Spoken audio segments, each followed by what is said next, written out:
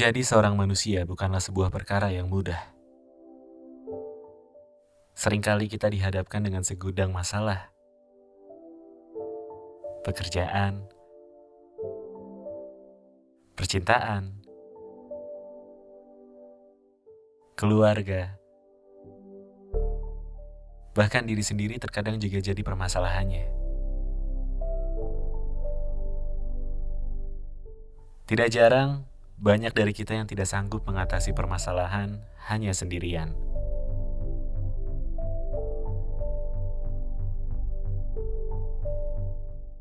Teman, itulah yang terpikirkan oleh Tommy Wijaya melalui platform media sosial miliknya pukul 2 malam. Menjadi sarana mencurahkan isi hati dan pikiran, bagaimanakah Tommy merintis pukul 2 malam sehingga bisa menjadi dampak bagi masyarakat. Kamu mau tahu rahasia nggak? Ketika aku sedang jatuh cinta, aku nggak bakal setengah-setengah. Sebenarnya gampang untuk menebak aku sedang jatuh cinta. Karena, kata orang-orang, aku gampang ditebak perasaannya. Walaupun, mungkin aku nggak mengatakannya secara langsung, tapi kamu bisa ngeliat dari cara aku berpenampilan kalau diajak jalan sama kamu. Kalau aku berjam-jam ngobrol sama kamu, itu tandanya aku mulai nyaman. Apalagi kalau aku mulai memberikan perhatian lebih. Oh iya, satu lagi. Kalau aku sedang jatuh cinta, aku akan mengenal kamu lebih dalam lagi. Mulai dari musik, film, sampai makanan. Sekaligus menambah bahan obrolan aja gitu buat PDKT sama kamu. Jadi itu ya rahasia kecilku sebagai seorang Cancer. 그리워서 그대가 그리워서 Pukul 2 malam. 그대를 부르고 불러봐요. Halo, nama gue Tommy Wijaya. Gue founder dari Pukul 2 Malam. Jadi kalian bisa menemukan Pukul 2 Malam di Instagram, YouTube, Spotify, dan juga Twitter. Kita akan terakhir sebentar lagi dengan namanya Pukul 2 Malam. Jadi gue bikin Pukul 2 Malam ini karena emang pada dasarnya gue tuh orangnya susah tidur ya, karena terlalu banyak yang dipikirin alias overthinking gitu. Jadi gue mau bikin platform ini untuk ngebantuin gue untuk bisa menceritakan apa sih yang lagi gue pikirin saat itu, malam itu. Dan akhirnya itu juga bisa ngebantu orang-orang di luar sana.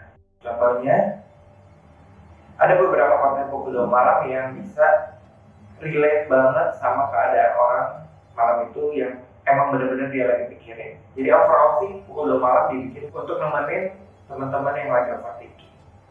Pukul 2 Malam itu didirikan, gue running sendiri itu dari tahun 2000. Planningnya dari 2018, tapi runningnya itu dari tahun 2019 bulan Maret.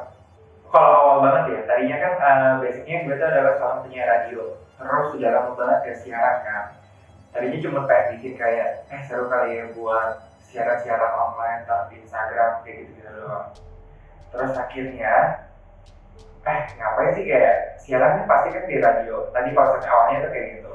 Terus akhirnya jadinya, gue buat jadi tempat curhat aja, tapi basisnya masih pakai suara, terus pakai video juga. Kebetulan basic gue adalah content creator, videographer, editor gitu. Jadi ya gue combine aja, jadilah konten Pukul 2 Malam yang selalu nemenin teman-teman di jam 2 malam. Kenapa namanya Pukul 2 Malam? Pukul 2 Malam karena itu tadi menurut gue orang-orang itu pasti pernah yang namanya overthinking. Dan setelah beberapa orang terdekat gue riset, istilahnya bertanya-tanya, lo overthinking di jam-jam berapa sih? Dan biasanya tuh semua orang pada bilang di jam 2 malam. Jadi kayak, oh iya jam 2 malam, jam 2 malam. Akhirnya gue renungin gitu kan. Terus terngiang, ya udah akhirnya memutuskan namanya Pukul 2 Malam. Biasanya sih kontennya dari overall sih overthinking gue ya, kebetulan relate sama followersnya Pukul 2 Malam. Kalau pribadi sendiri tujuannya Pukul 2 Malam itu kepengen jadi suatu komunitas yang besar untuk nemenin teman-teman yang nggak bisa mengutarakan pendapatnya ataupun perasaannya alias overthinkingnya itu nggak bisa diutarain. Jadi sebenarnya sih basicnya itu. Terus tujuannya lagi ya untuk sekarang pukul 2 malam itu berpacu kepada art sebenarnya. Mulai dari pelukis, mulai dari musisi, atau artis, dancer. Jadi kita pengen ngangkat seni-seni yang mungkin kurang dilihat publik, karena menurut gue sendiri seni itu banyak banget hal yang bisa dikulik lagi, banyak banget hal-hal yang dipikirin oleh pembuatnya, kreatornya, tapi gak bisa diutarain. Salah satunya lagi tujuannya yang pengen diberikan pukul 2 malam untuk sekarang dan kedepannya. Untuk audiens sendiri ya kita tetap masih mau memberikan konten-konten yang menghibur, terus konten yang bisa istilahnya jadi teman, jadi sebuah komunitas. 2 tahun berlalu sudah. Kini pukul 2 malam semakin melebarkan sayapnya. Mulai dari seorang diri, Tommy kini sudah memiliki tim untuk membantu mengembangkan pukul 2 malam. Awalnya pukul 2 malam itu aku jalanin sendirian. Emang benar-benar sendirian, emang pengennya gue aja, iseng-iseng aja gitu kan. Aisyah kan bikin pukul 2 malam, bikin platform di Instagram gitu. Terus tahun lalu pada saat pandemi kan mungkin orang-orang kan lagi nggak kemana-mana, terus kebetulan konten-konten di pukul 2 malam tuh relate juga. Jadi dari situ followers nambah kan, sehari nambah 10.000, ditinggalin 4 jam kemudian jadi 100.000. Kayak emang engagementnya itu lagi tinggi-tingginya. Mungkin dari situ juga ngerasa kayak oh ternyata konten gue ini relate ya sama orang-orang. Oh konten gue ini emang bisa ya ngebantu orang-orang untuk ngatasin overthinkingnya. Mungkin dari situ juga ada beberapa orang yang kayak benar-benar relate sampai akhirnya emang mau ngebantuin pukul 2 malam. Akhirnya gue tarik lah jadi tim, istilahnya kayak gitu. Kenapa pengen ngelebarin saya, istilahnya ngambil tim orang-orang yang lain, karena pukul 2 malam itu bukan punya gue sendiri sekarang sebenarnya. Pukul 2 malam itu punya orang-orang yang emang relate sama pukul 2 malam. Tapi untuk yang ngejalaninnya, gue sama tim gue sendiri. Kenapa gue tarik orang itu? Ya karena gue pengen ngebagi experience gue sendiri untuk ngebangun sebuah platform ini. Perubahan sih, basically sih nggak ada ya. Gak ada yang pengen dirubah, malah pengen kita nambahin konten, nambahin apa sih yang bisa kita buat lagi gitu kan. Terus awalnya kan emang kita dari Instagram, ya kita nggak mau cuma ada di satu platform aja. Kita langsung ngeluarin di YouTube, di Spotify, itu kan kayak podcast gitu. Terus kita juga sebentar lagi bakal running kayak ada platform anaknya pukul 2 malam. Itu sih sebenarnya yang kalau ditanya pengen dibuat lagi gitu loh, bukan diperbarui, tapi apa yang pengen kita mau buat lagi. Awalnya pukul 2 malam itu kalau kita ngomongin visualnya, gue sendiri emang suka banget sama yang namanya retro 80s video, 90s gitu loh. Jadi kayak konsepnya itu emang dibikinnya itu kayak retro dari video editingnya.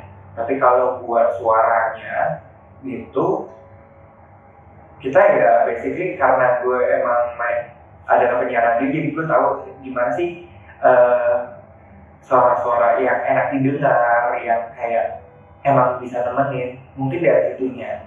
Jadi kalau buat sistem planning kontennya, biasanya kita siapin dulu skripnya, kita siapin dulu tulisannya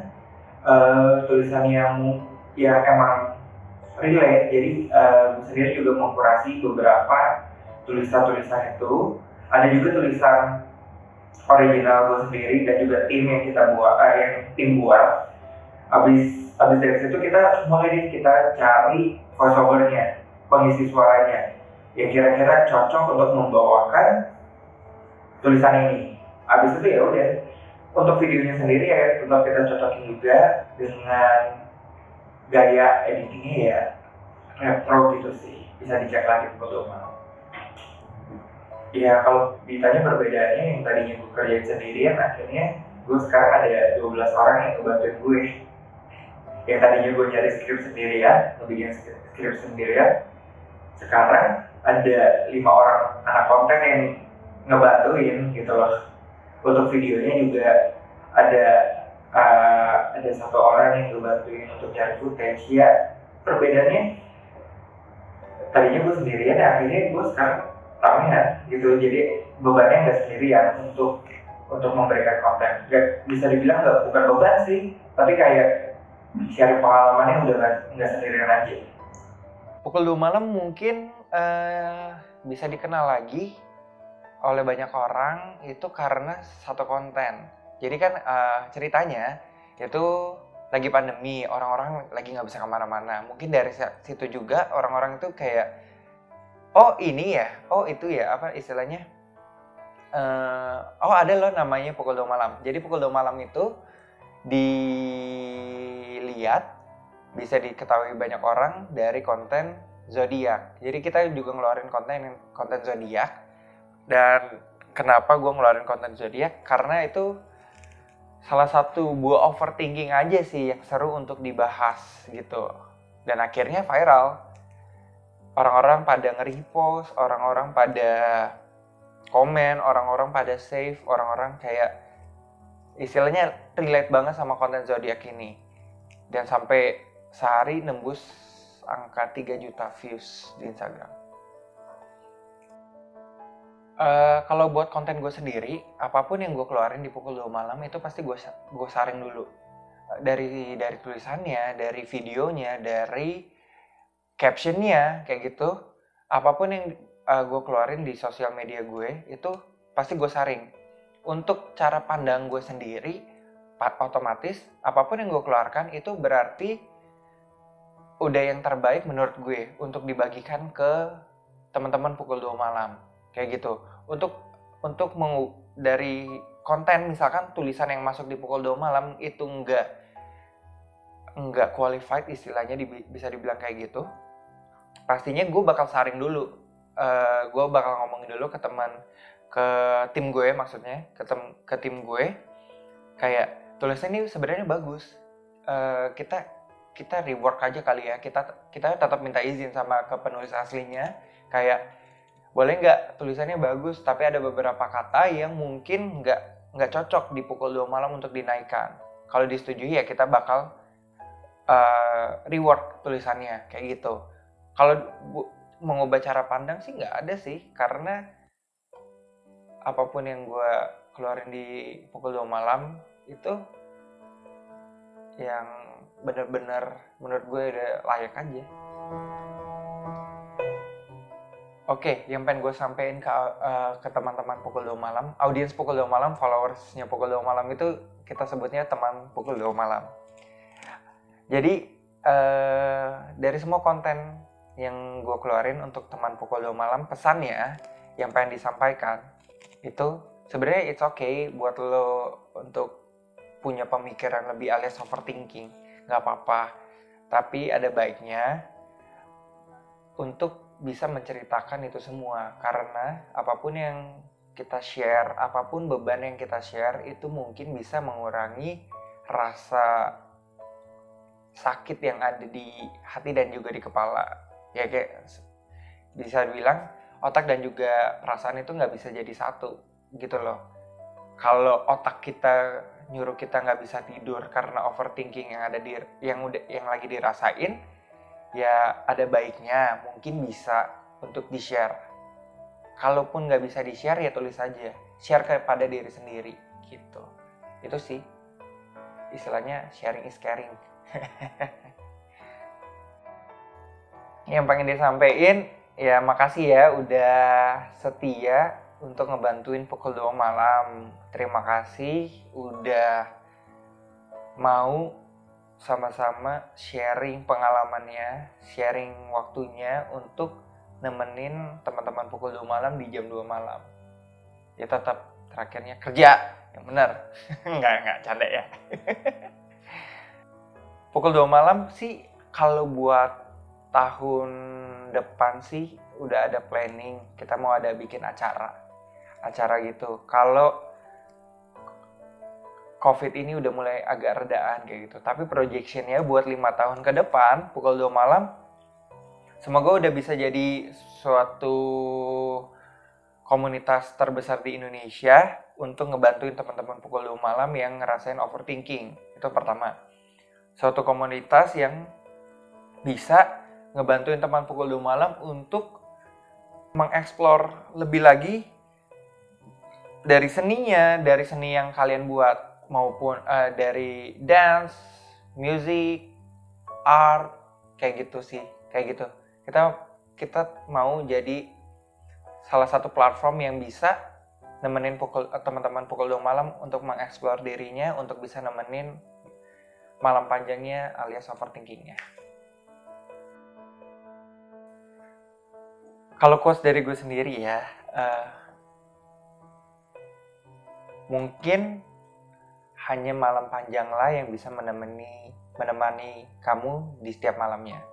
Jadi malam itu bukan hal yang menyeramkan. Kalau kita ngomongin malam ya, kayak malam itu kan gelap, kayak sunyi, kosong, gak ada orang-orang pada tidur. Tapi gue sih percaya ya, ketika kamu terbangun, itu pasti ada sesuatu yang harus benar-benar emang kamu pikirkan gitu loh. Dan gak ada salahnya untuk share pengalaman kamu, pemikiran lebih kamu kepada orang terdekat ataupun diri sendiri. Buat kalian yang pengen berbagi cerita, bisa di pukul 2 malam, cek aja Instagramnya @pukul2malam.